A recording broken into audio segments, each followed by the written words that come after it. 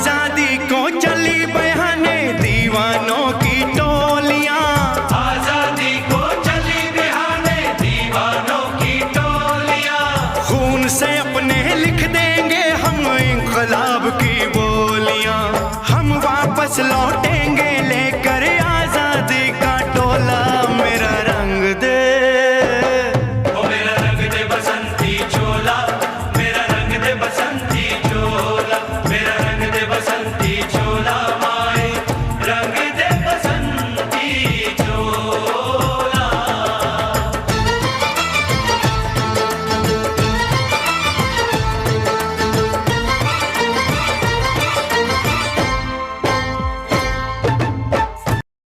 बोलिए सभी भारत माता की। बराबर मजा नहीं आया। हम तो 12 किलोमीटर बहुत दिनों के बाद चल के आ रहे हैं और बहुत मजा आ गया। गर्मी और सर्दी और भूख और पसीना और कहीं को तो बीपी और शुगर थी, वो भी आज खत्म हो गई। सरदार वल्लभ भाई पटेल 150 साल इनके जन्म हुए और हो गए। उनकी जन्म जयंती मनाने के लिए हमारे देश के प्रधानमंत्री जी ने निर्णय किया, सरकार ने निर्णय किया कि सरदार वल्लभ भाई पटेल का इस देश के लिए योगदान क्या था। सरदार वल्लभ भाई पटेल ने इस देश की एकता और अखंडता के लिए क्या काम किया। सरदार वल्लभ भाई पटेल ने इस देश की आजादी के लिए क्या काम किया। ये नई पीढ़ी, नया समाज नहीं समझ पा रहा है और इसलिए शानदार और जानदार पूरे देश के अंदर कार्यक्रम आयोजन हो रहे हैं। ऐसे अवसर के उपस्थित मैं बच्चों से यह जानना चाहता हूं, सभी बच्चे मेरी तरफ देखो, आप उल्टा देख रहे हो। मुझे हाथ खड़ा करके बताओ, मानगढ़ को कितने बच्चे जानते हैं? हाथ खड़ा करो, मानगढ़ के जानते हो। देख लो प्रिंसिपल साहब, पानेरी जी, अभी हमारे हाथ नीचे कर दो। अभी हमारे यहां पर जो देश की आजादी की अलग लगाई लड़ाई लड़ी और देश आजाद हुआ, ऐसे मानगढ़ के इतिहास गोविंद गुरु जी के बारे में हमारे बच्चे अभी तक नहीं जान रहे हैं। आनंदपुरी का स्कूल का नाम गोविंद गुरु रख दिया, बांसवाड़ा कॉलेज का नाम गोविंद गुरु रख दिया और जनजाति विश्वविद्यालय का नाम भी गोविंद गुरु रख दिया। मानगढ़ के ऊपर देश के प्रधानमंत्री जी आ गए, देश के राष्ट्रपति आ गए, कई मुख्यमंत्री आ गए और राज्यपाल भी आ गए। मानगढ़ के ऊपर क्या हुआ था, क्यों हुआ था, अभी हमारे सभी स्कूलों में इस बात की जानकारी रखना, बच्चों को समझाना बहुत आवश्यक है। देखो बच्चों, आज से 50 साल पहले मैं अपने घर से पैदल पैदल बांसुड़ा पढ़ने गया और अमेरिका से ज्वार बाजरा आता था, उसको खा के हम पढ़ाई करते थे। आज हमारे गांव में माही का पानी है, खेतों में हरियाली है, सड़कें बनी हैं, तालाब बने हैं, एनीकट बने हैं, हमारे हाथ में मोबाइल आया है, साइकिल आई है, मोटरसाइकिल आई है, हमारे मकान पक्के बनने लगे हैं, तन के ऊपर बढ़िया कपड़ा पहनना हमने शुरू कर दिया है और ये हम भाषण कर रहे हैं, कार्यक्रम कर रहे हैं। उस कार्यक्रम को अमेरिका में बैठा बैठा व्यक्ति बागीदोरा में क्या हो रहा है वो देख सकता है, देख रहा है।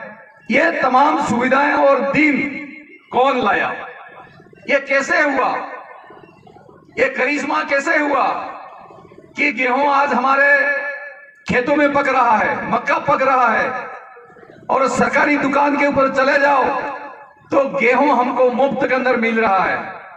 ये तमाम सुख और सुविधाएं अगर मनुष्य को मिली है तो ये सरदार वल्लभ भाई पटेल जैसे इस देश के अंदर कई महान विभूतियां पैदा हुई। इन महान विभूतियों ने अंग्रेजों से लड़ाई लड़ी, जिसमें सरदार वल्लभ भाई पटेल भी उन लड़ाई के अंदर हिस्सा लेने वाले और इस देश को आजाद कराने वाले व्यक्ति थे। मैं चाहूंगा कि जोरदार ताली बजनी चाहिए और इनको याद में करना चाहिए। देखो बच्चों, आज अगर हमारे देश के ऊपर कोई युद्ध करता है तो उसका जवाब हम मिनट और सेकंड में दे देते हैं। उस जमाने में अंग्रेजों से लोहा लेना और लोहा लेके अंग्रेजों को इस देश से विदा करना, एक लोह पुरुष जो लोहे जैसा व्यक्ति होता है वही कर सकता है। इसलिए सरदार वल्लभ भाई पटेल का नाम लोह पुरुष रखा। और देश के प्रधानमंत्री जी ने उनकी मूर्ति बनाने के लिए पूरे देश से लोहा इकट्ठा किया। और लोहा इकट्ठा करके गुजरात में कौन सी जगह हो, केवड़िया, एक नदी के किनारे मूर्ति खड़ी की है। एक दिन में दर्शन करने के लिए गया था। इनके पगले हैं, पगले, वो पगलों के नीचे जाके मैं खड़ा रहा तो उनका पैर है वो मेरे सर के बराबर है, खाली पगला नीचे वाला धरती पे टिका हुआ है वो। और प्रधानमंत्री जी ने इतनी बड़ी मूर्ति बनाई है, यूं करके देखा तो नजर भी वहां पर नहीं पहुंची। इनके शरीर के अंदर लिफ्ट से जाया जाता है और लिफ्ट से हम गए, अंदर दुकानें चल रही थी, हाथों में दुकान, पैरों में दुकान, और ये जो सीना है वो तो बाजार था, जैसे बागीदुरा का बाजार है ऐसा बाजार सरदार वल्लभ भाई पटेल के शरीर के अंदर था। आप बताइए, इतना बड़ा काम और इतना बड़ा व्यक्ति जिसने देश के लिए सब कुछ किया हो, ऐसे व्यक्ति को याद करना आज हमारे सब के लिए परम कर्तव्य और हमारे जीवन को आगे जीने के लिए भी बहुत आवश्यक हो गया है।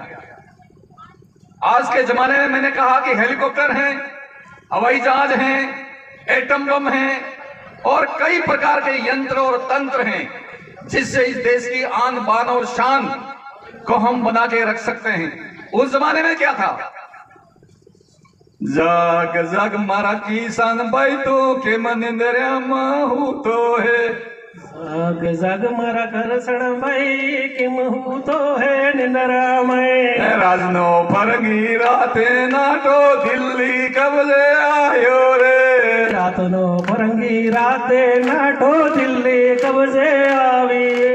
जाग जाग मारा किसान भाई तो के मन इंद्रिया महू तो रे, जाग जाग मारा किसान भाई के मनेंद्र में हूँ तो है। गाँव गाँव न झगड़ा मटाड़ो औते हो पे राखो रे, गाम गाम ना झगड़ा मटाड़ो औते हो पेरा कोरे।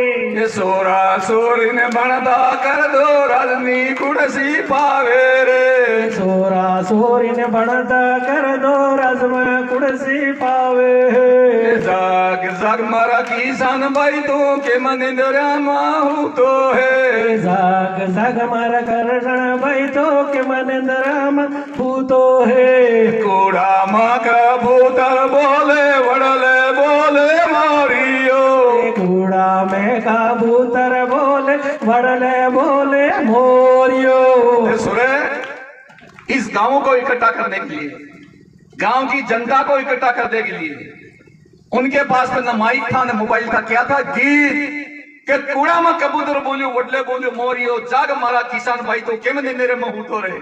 राजनो फरीगी એટલે अंग्रेज रातों रात नाटो ने दिल्ली कब्जे आयो और दिल्ली कब्जे आयो એને પ્રજાતંત્ર થપાયું और પ્રજાતંત્ર થપાયું એને પંચાયતી રાજ થપાયું ને ગામો ગામના ઝઘડા મટાડો આવતે હોપે રાખો ને સોરાસુરીને ભણતી કરતો તો રાજની कुर्सी મળે। आज જેટલા भी બેઠા है सबने राजनी कुर्सी મળી है और बुरेटिया, और रातों रात उस बुरेटिया को जाना पड़ा कि मानगढ़ माते वेरा है बुरेटिया, नहीं मानो रे नहीं मानो, मानगढ़ माते वेरा है बुरेटिया, नहीं मानो रे नहीं मानो। सालद माँ मारो जापो है अहमदाबाद मारी जाजम है बुरेटिया, नहीं मानो रे नहीं मानो। ओ सालद में मारो जापो है अहमदाबाद मारी जाजम है बुरेटिया, नहीं मानो रे नहीं मानो। जाम्बू माँ मारा धमुका है बुरेटिया, नहीं मानो रे नहीं मानो। जाम्बू में मारो धमका है बुरेटिया, नहीं मानो रे नहीं मानो। बेड़े सर मारो सोपड़ो है जाम्बू माँ मारा धमुका है बुरेटिया, नहीं मानो रे नहीं मानो।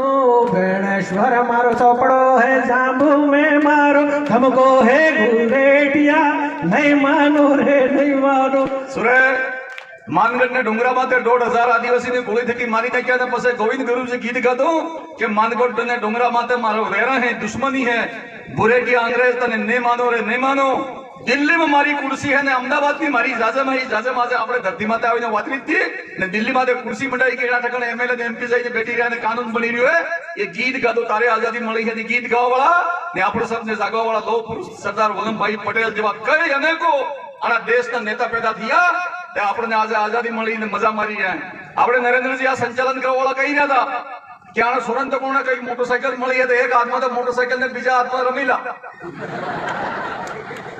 बुरेटिया नहीं मानो रे नहीं मानो ऐसे करने से देश एक नहीं रह सकता। आज 562 रियासत की नहीं किसने जाना बांसुरा दरबार डूंगरपुर दरबार उदयपुर दरबार संतरामपुर दरबार रतलाम दरबार ऐसे ऐसे दरबारों की 562 रियासतें थी।